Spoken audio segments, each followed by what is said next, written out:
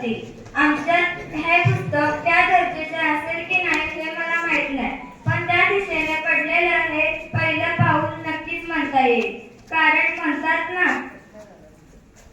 कौन कहता है आसमान में सुरख हो नहीं सकते, कौन कहता है आसमान में सुरख नहीं हो सकते.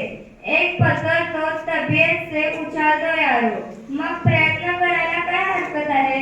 कोणत्याही गोष्टीला 100% प्रयत्न करून आणि निष्ठा ठेवून ही शिकवण आमच्या काकांनी या छोट्याशा प्रवास वर्णन पुस्तकाचे प्रयत्न करून या प्रवासाचे खरे श्रेय कवी दत्तात्रय हलसवेकर यांच्या कवितेप्रमाणे आपले जीवन जगणाऱ्या माझ्या काकी काकांना.